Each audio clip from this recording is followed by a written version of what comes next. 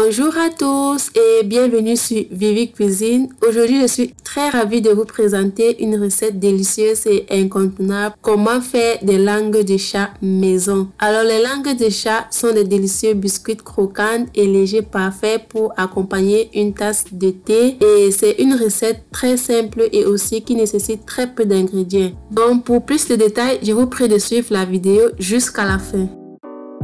Pour la préparation, nous allons ajouter le beurre légèrement ramolli dans un bol et à l'aide d'une frotteuse, nous allons mélanger jusqu'à ce que le beurre puisse être davantage ramolli. Dès que c'est fait, nous allons ajouter notre sucre en poudre, mais vous pouvez également utiliser le sucre glace et ensuite nous allons ajouter un peu de zeste d'arôme à l'orange. Dès que c'est fait, nous allons continuer de mélanger jusqu'à ce que nous obtenons une consistance crémeuse. Et pour le mélange, vous pouvez utiliser une batteuse électrique pour faciliter le processus. Donc voilà, une fois que nous avons notre mélange qui est bien crémeuse, nous allons ajouter la farine à la préparation et continuer de mélanger délicatement.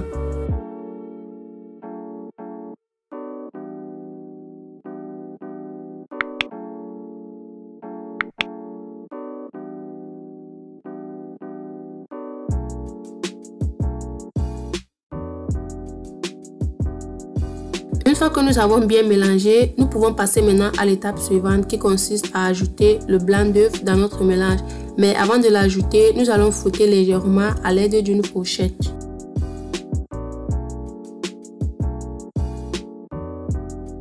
Donc voilà, dès que c'est bon, je vais maintenant ajouter dans ma préparation. Et je vais ajouter en plusieurs étapes et après chaque ajout, je m'assure que le mélange est bien homogène avant de passer à l'étape suivante.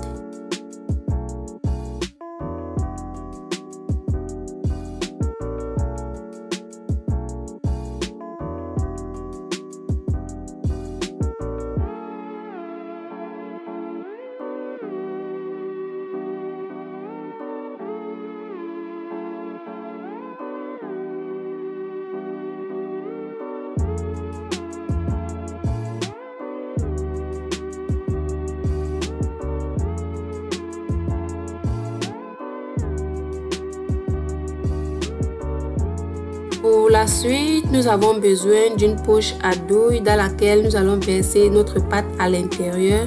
Et pendant ce temps, nous avons préchauffé le four à 180 degrés Celsius. Et par la même occasion, nous avons également préparé notre plaque recouverte de papier cuisson dans laquelle nous allons mettre notre langue de chat.